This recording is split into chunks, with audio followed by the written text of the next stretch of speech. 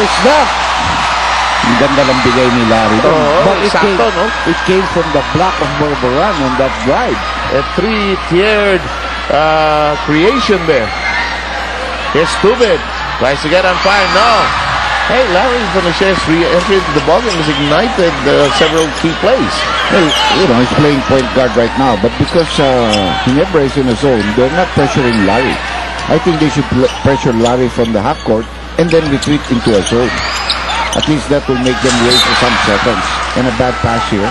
Miscommunication. Walang eye contact yung pasahan nila ni Borboran doon. Yeah, binigay ni Borboran without knowing where Larry exactly was situated at. Kasi siguro in his mind, kasi sa practice nandun yun. Pero hindi niya nakita. And Larry is not being given a rest here. Played a good game here in the second half. Struggling a lot in the first half, but came in with some big baskets here. L.A. Tenorio back in the game. Si Larry at tulunod sa loob, tapos sa court na he's a hard type of player. Kagiwa getting hot here, but missing the three-point shot. See what Eric Neng can do for him on the floor, but he's playing on borrowed time, as you say, 5 fouls. Si Eric Neng, pero trabaho pa rin. 19 na ginagawa niya. Ang dami na rin rebound niya si Eric Neng. Each basket painstakingly done and delivered to the hoop. There's offensive fouls when they call against Simpson. And stereophonic ang madidinig ni referee ngo. Sa kaliwa, sa kanan. Buti malam yung speakers, medyo medyo hindi yung pang MP3 lang. Hindi yung pang malaki yan.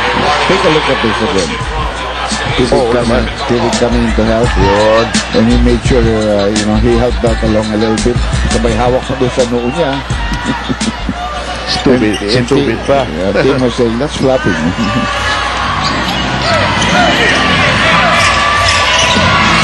Time coming down to the 7:53 mark. That's a whistle.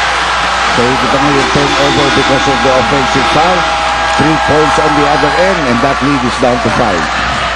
10 points already by J.J. Hildebrand. And may timeout tayo dito. Hindi lang natin alam kung anong tinawag dito. It's a 30-second timeout. Si Yang last night at a classic turnaround. 30 lang. Ang tagal na nga nag-uusap eh. Yung paborito ko kagabi yan. 30-second timeout brought to you by Handy Picks. First aid ng bahay mo, Bonso. Sealed salt. We had talked to the PBA about this in one of our meetings, but the teams would take a long time and then finally say the 30.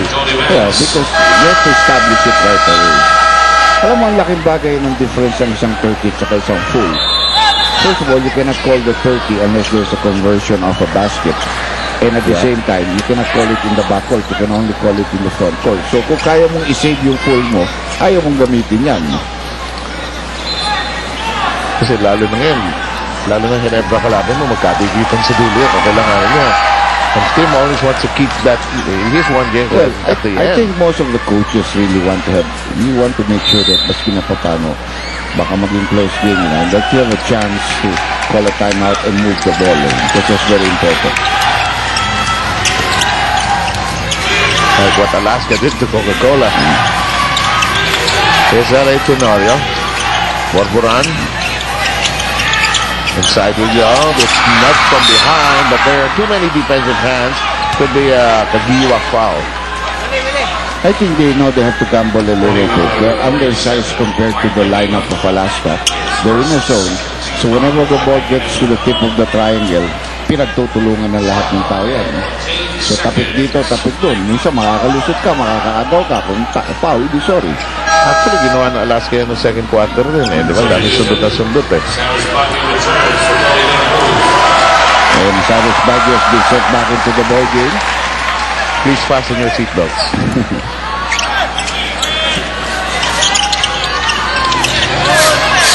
7.5 to go. Into the deep corner we go.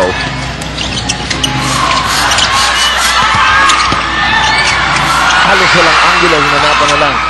Pwede nang mang ilabas, pero pinasok. Ito. There were 2 opportunities there for Alaska to get the lead to 7, but they missed it both. pick and roll here for Halter. And the corner pass anticipated. And that's why Borboranda is there to sort of give some height defensively. Only 5 seconds left on the shot clock para sa Barangay Ginebra. Plenty of time really to set up a good shot here. So, gotta release it about now. Walang lift. Saka again, we have a real good angle. You couldn't see the side of the ring. Masyadong nakaanto siya doon sa kanyang dribble. Good point. It's actually down to 6:42. Wide open. There we go. Running with a 3-on. It's a 4-on-2. Tubid opting to go. What a great display of touch passing. You might want to bring back from share again because Alaska, Ginebra retreated back to the zone. Yeah. You need somebody to fire from the outside. You need a zone buster. It's Julio gonna cross. Yung sinasabi ko, pag tupasok ang bola sa post, dahil sa liit nila and they don't want Eric Meng to foul, lahat ng mga maliliit kumukulap, sumutulong, tumatapit. Baka sakali makaagaw sila. Kung hindi, because they're not in the penalty, they're willing to gamble. At saka hindi naman foul trouble yung mga maliliit nila. Excellent inside. Dr. J, at least they're trying to protect Eric Meng approach. This shot. Wow, finally a big shot. 3-point shot. Skyrus Baguio. Bata natin yun. This is it. Wow. J.K. Halterman having one of his better offensive games with 12 in the ball game now. 15-foot jump shot yan. Linis talaga. Every good guard should have that 15-footer. Inside we go. Yeah, Eric can do nothing to contest that. Pero ang suwat nila, di pumasok. Counter steal by Eric Tenorio at may foul dun kay Tubig coming to try to get it back. Dali lang. Medyo may kasarapang humiga rito. Dali lang. Saka nasaktan din ng konti. Ayun, no? Yun. Yun, kailan punasan natin yan. May pawis mo yan.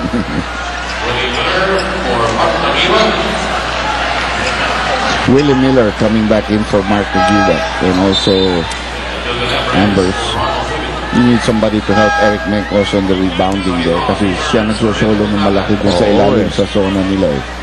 We don't know. They can go back to man-to-man here if they want to. Sanitos, by the way, back in the ball game, bringing some big people there. Ginebra kasi pag small, ang bilis nila, no? They're so potent. But again, you must have a ball to be potent. Yeah, you can't play without the ball. There's nobody who's scored without the ball, you know. Yet. You can do that. If there's ways you can say that you can play without the ball. You go get the rebound, then you follow up. Pero hindi na condition sa'yo yung bola. Scramble. Hook shot! Another foul downstairs. It's on Anders. Anders. Hindi na ako nakarinig na pinitong doon yun. Sa mga importer. Usually, yun yung lahat spelled out eh. Mas yung mga Brown, katulad yun, marami. Johnson. Kira sa Michael and Perry Young here. Katulad yan.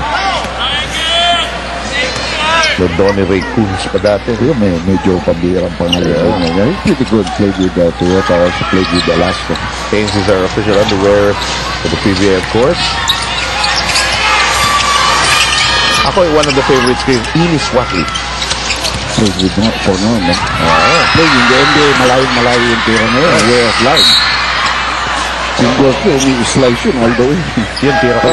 Papunta sa kabilang course yun. You know, it was fading all the way. It was going to the left. It was drawing all the way, I'm sorry. Draw. Slice kanan eh. Slice kanan. Hindi ako yun. Si ano yun? Sino ba kilala ko magaling sa ganyan? Maraming nag-i-fly sa palo.